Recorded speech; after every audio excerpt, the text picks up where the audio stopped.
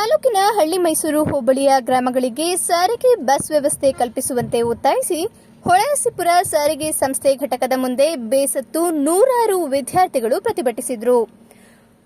ಹೊಳೆನರಸೀಪುರದಿಂದ S Ankanahalli, ಆಲಗೌಡನಹಳ್ಳಿ, ಚಿಕ್ಕಕಾಡ್ನೂರು, C ಹಂದನಹಳ್ಳಿ, ದಾಳಗೌಡನಹಳ್ಳಿ, ಮೂಡಲಕೊಪ್ಪಲು, Kallahalli, ಹಳ್ಳಿ ಮೈಸೂರು ಮಾರ್ಗವಾಗಿ shuttle ಬಸ್ಸುಗಳೇ ಇಲ್ಲ. ಕೈತೋರಿದಲ್ಲಿ ನಿಲ್ಲಿಸುವ ಹಾಗೂ ಗ್ರಾಮೀಣ ಸಾರಿಗೆ ಬಸ್ಸುಗಳಿಲ್ಲ. ಈ ಭಾಗದ ವಿದ್ಯಾರ್ಥಿಗಳು ಹೋಬಳಿ ಮಟ್ಟಕ್ಕೆ ಹಾಗೂ ತಾಲೂಕು ಕೇಂದ್ರಗಳಿಗೆ ವ್ಯಾಸಂಗ ಮಾಡಲು ದಿನನಿತ್ಯ ನೂರಾರು ವಿದ್ಯಾರ್ಥಿಗಳು ತೆರಳುತ್ತಿದ್ದು ಬಸ್ಸುಗಳಿಲ್ಲದೆ ವಿದ್ಯಾಭ್ಯಾಸದಿಂದ ವಂಚಿತರಾಗುತ್ತಿದ್ದಾರೆ. ಇದರಿಂದ ಶಾಲಾ ಕಾಲೇಜುಗಳಿಗೆ ತೆರಳಲು ತುಂಬಾ ತೊಂದರೆಯಾಗುತ್ತಿದೆ. ಹೊಳೆನರಸೀಪುರದಿಂದ ದೊಡ್ಡಕಾಡ್ನೂರು, ನಗರಹಳ್ಳಿ ಮಾರ್ಗವಾಗಿ ಸರಿಯಾದ ರೀತಿಯಲ್ಲಿ ಬಸ್ಸುಗಳಿಲ್ಲ. ಬೆಳಗ್ಗೆ ಹಾಗೂ ಸಂಜೆ ಬರ್ತಿದ್ದ ಬಸ್ಸುಗಳನ್ನು ನಿಲ್ಲಿಸುತ್ತಿಲ್ಲ. ಬುಧವಾರ ಬೆಳಗ್ಗೆ 9 ಗಂಟೆ ಆಸುಪಾಸಿನ ಸಮಯದಲ್ಲಿ ಹೊಳೆನರಸೀಪುರಕ್ಕೆ ಬರುತ್ತಿದ್ದ ಬಸ್ ನಂಬರ್ KA 13F1913 ಇದರ ಚಾಲಕ ಮತ್ತು ನಿರ್ವಾಹಕ ಬಸ್ ಅನ್ನ ಕೆಲವೊಮ್ಮೆ ನಿಲ್ಲಿಸದೆ ಹೋಗ್ತಾರೆ. ಅಪರೂಪಕ್ಕೊಮ್ಮೆ ಗ್ರಾಮೀಣ ಬಸ್ ತಂಗುದಾಣದಲ್ಲಿ ನಿಲ್ಲಿಸುತ್ತಾರೆ. ನಿಲ್ಲಿಸಿ ಜನರನ್ನ ಸಂಪೂರ್ಣವಾಗಿ ಹತ್ತಿಸಿಕೊಳ್ಳದೆ ವಾಹನವನ್ನ ಚಲಿಸುತ್ತಾರೆ. ಇದರಿಂದ ಹಲವು ಬಾರಿ ಪ್ರಯಾಣಿಕರು, ವಿದ್ಯಾರ್ಥಿಗಳು ಆಯತಪ್ಪಿ ಬಿದ್ದು ಅನಾಹುತಗಳು ಸಂಭವಿಸಿವೆ. ಚಾಲಕರು ಮತ್ತು ನಿರ್ವಾಹಕರು ಮೊಬೈಲ್ ಹಾಗೂ ಏರ್ಫೋನ್ನಲ್ಲಿ ಮಾತನಾಡಿಕೊಂಡು ಹೋಗ್ತಾರೆ. ಕಿವಿಗಳಿಗೆ ಬ್ಲೂಟೂತ್ ಅಳವಡಿಸಿಕೊಂಡು ಚಾಲಿಸುತ್ತಾರೆ. ಯಾರು ಕೂಗಿದರೂ ಸಹ ಕೇಳಿಸಿಕೊಳ್ಳದೆ ಹೋಗ್ತಾರೆ. ಈ ಸಂಬಂಧವಾಗಿ ಸಹಾಯಕ ಸಂಚಾರ ನಿಯಂತ್ರಣ ಅಧಿಕಾರಿ ಕುಮಾರ್ ಮಾತನಾಡಿ, ಚಾಲಕ ಮತ್ತು ನಿರ್ವಾಹಕರಿಗೆ ಈಗಾಗಲೇ ಹಲವು ಸೂಚನೆಗಳನ್ನು ನೀಡಿದ್ದೇವೆ. ನಿಲುಗಡೆ ಇರುವ ಪ್ರದೇಶಗಳಲ್ಲಿ ಬಸ್ ನಿಲ್ಲಿಸಿಕೊಂಡು ಬರಬೇಕು. ಸಾರ್ವಜನಿಕರೊಂದಿಗೆ ಅಸಭ್ಯವಾಗಿ ವರ್ತಿಸದಂತೆ ನಡೆದುಕೊಳ್ಳಬೇಕು ಎಂದು ವಿಶೇಷ ಸೂಚನೆಗಳನ್ನು ನೀಡಿದ್ದೇವೆ. ಬಸ್ಸು ನಿಲ್ಲಿಸದೆ ಅಸಭ್ಯವಾಗಿ ವರ್ತಿಸಿರುವ ಚಾಲಕ ಮತ್ತು ನಿರ್ವಾಹಕರಿಗೆ ನೋಟಿಸ್ ಜಾರಿ ಮಾಡುವುದಾಗಿ ಹೇಳದಲ್ಲದೆ ಮೊಬೈಲ್ ಬಳಸದಂತೆ ಹೇಳಿದ್ದರೂ ಕೂಡ ಮತ್ತೆ ಇದನ್ನ ಮುಂದುವರಿಸಿರುವ ಚಾಲಕ ಮತ್ತು ನಿರ್ವಾಹಕರಿಗೆ ಮುಲಾಜಿಲ್ಲದೆ ಶಿಸ್ತು ಕ್ರಮ ಜರುಗಿಸುವುದಾಗಿದೆ ಎಂದು ಭರವಸೆ ನೀಡಿದರು.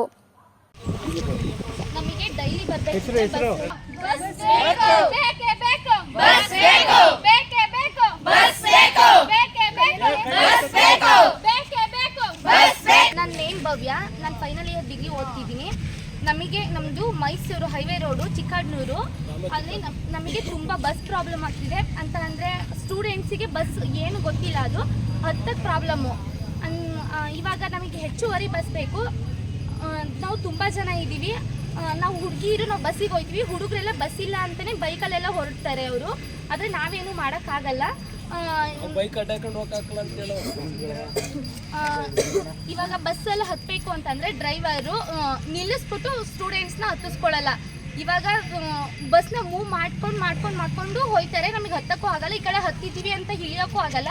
ನಮಗೆ ಅಲ್ಲೇ ಬಸ್ ನಿಲ್ಲಿಸಿ ಡೋರನ್ನ ಲಾಕ್ ಮಾಡಬೇಕು. ಎಷ್ಟು ಕೆಪಾಸಿಟಿ ಇರುತ್ತೋ ಅಷ್ಟೇ ಜನ ತುಂಬಿಕೊಳ್ಳಿ. ಬೇರೆಯವ್ರನ್ನ ಇಳಿಸ್ತಿ ಕೆಳಗಡೆ. ಆದರೆ ಡೋರ್ ಲಾಕ್ ಮಾಡಿ ನೀಟಾಗಿ ಹೋಗಬೇಕು. ಮತ್ತು ನೀಟಾಗಿ ಮಾತಾಡಿಸ್ಬೇಕು ಸ್ಟೂಡೆಂಟ್ಸ್ನ. ಕಂಡಕ್ಟರ್ ಹೇಳ್ತಾರೆ, ಅಂಕಲ್ ಅವ್ರನ್ನ ಮುಂದೆ ಕಳಿಸಿ ಅಂದರೆ ನೀನೇನು ಹೇಳಬೇಕು, ಹೋಗೆ, ಯಾವಳೆ ಮುಂದೆ ಹೋಗೆ, ಈ ಥರ ಮಾತಾಡ್ತಾರೆ. ಡ್ರೈವರ್ ಅಂಕಲ್ನ ಕೇಳಿದ್ರೆ ಡ್ರೈವರ್ ಅಂಕಲ್ ಹೇಳ್ತಾರೆ, ನಾವು ಯಾವತ್ತೂ ಅವ್ರನ್ನ ಕೇಳಿಲ್ಲ, ಹುಡುಗರು ಕೇಳಿದ್ದಾರೆ, ಅದಕ್ಕೆ ಯಾವನೋ ನೀನು ಯಾರು ನನಗೆ ಹೇಳೋಕ್ಕೆ, ಈ ಥರ ಮಾತಾಡ್ತಾರೆ. ಯಾವಾಗಲೂ ಅವ್ರ ಕಿವಿಲಿ ಬ್ಲೂಟೂತ್ ಹಾಕ್ಕೊಂಡು ಮಾತಾಡ್ತಿರ್ತಾರೆ. ಯಾವಾಗಲೂ ಫೋನಲ್ಲಿ ಮಾತಾಡ್ತಿರ್ತಾರೆ. ಮತ್ತು ಸ್ಟೂಡೆಂಟ್ಸು ನಮ್ಮೂರಲ್ಲೇ ಫಸ್ಟು ಒಂದು ಹುಡುಗ ಬಿದ್ದಿತ್ತು. ಮತ್ತು ಹುಡುಗಿರು ಬಿದ್ದಿದ್ದಾರೆ. ಇವತ್ತು ಒಂದು ಹುಡುಗ ಬಿದ್ದವನೇ. ಆದರೆ ಅವನಿಗೆ ಏನು ಹೇಟಾಗಿಲ್ಲ, ಕೈ ಹೇಟಾಗಿದೆ. ಮಂಜು ಅಂತ. ಹೆಚ್ಚುವರಿ ಬಸ್ ಬೇಕು ನಮಗೆ. 9 ಗಂಟೆಗೆ ಒಂದು ಬೇಕು. ಮತ್ತು ಈ ಕಡೆಯಿಂದ ಹೋಗ್ಬೇಕಿದ್ರೆ ನಮಗೆ ಬಸ್ ಇಲ್ಲ. 2 ಗಂಟೆಗೆ ಬಸ್ ಇದೆ. ನಮ್ಮದು 2 ಗಂಟೆ ಕಾಲೇಜಲ್ಲ, 4 ಗಂಟೆ ಕಾಲೇಜು. ಆದರೆ ಹೋಗಬೇಕಿದ್ರೆ ನಮಗೆ ಬಸ್ ಇಲ್ಲ. ನಮ್ಮದು ಹಾಲ್ಗೋಡ್ನಳ್ಳಿಲಿ ಇಳ್ಕೊಂಡು ಹೋಗಬೇಕು. ನಮ್ಮ ಊರಿಗೆ ಬಸ್ ಇಲ್ಲ. ನಾವು ಯಾವಾಗಲೂ ಅಷ್ಟೇ ಆಗ್ಲಿಂದನೂ ನಾವು ಆಲ್ಗೋಡ್ನಳ್ಳಿಯಿಂದ ಇಳಿದ್ಬಿಟ್ಟೆ ನಡ್ಕೊಂಡು ಹೋಗ್ತಿರೋದು. ಮತ್ತು ನಮಗೆ ಹೆಚ್ಚುವರಿ ಬಸ್ ಬೇಕು ಅಷ್ಟೇ. ಕಾಲೇಜಲ್ಲಿ ಹೋಗ್ತಿದ್ದೀನಿ. ನಮಗೆ ಟೈಮಿಗೆ ಕರೆಕ್ಟಾಗಿ ಬಸ್ ಬರಲ್ಲ. ಅದರಿಂದ ನನ್ನ ಹೊರಗಡೆ ನಿಲ್ಲಿಸ್ತಾರೆ. ಡೈಲಿ 1 ಅವರ್ ಹೊರಗಡೆ ನಿಂತ್ಕೊಂಡು ನಾನು ಕಾಲೇಜ್ ಒಳಗೆ ಹೋಗ್ತೀನಿ. ಆ್ಯಂಡ್ ಸಾಲ್ಟೇಜ್ ಆಗ್ತಿದೆ ಕಾಲೇಜಲ್ಲಿ 1 ಅವರ್ದು. ಅದರಿಂದ ಡೈಲಿ ಟೀಚರ್ಸ್ ಬೈತಾರೆ. ಎಕ್ಸಾಮ್ಗೆ ತೊಂದರೆ ಆಗ್ತಿದೆ. ನನ್ನ ಹೆಸರು ನಿತ್ಯ. ನಾನು ಗರ್ಲ್ಸ್ PU ಕಾಲೇಜಲ್ಲಿ ಓದ್ತಾ ಇದ್ದೀನಿ. ನಾವು ಡೈಲಿ ಚಿಕ್ಕಾಡೂರಿಂದ ಹೊಳೆನರಸೀಪುರ ಕಾಲೇಜಿಗೆ ಬರ್ತೀವಿ, ಗೌರ್ಮೆಂಟ್ ಕಾಲೇಜ್ಗೆ.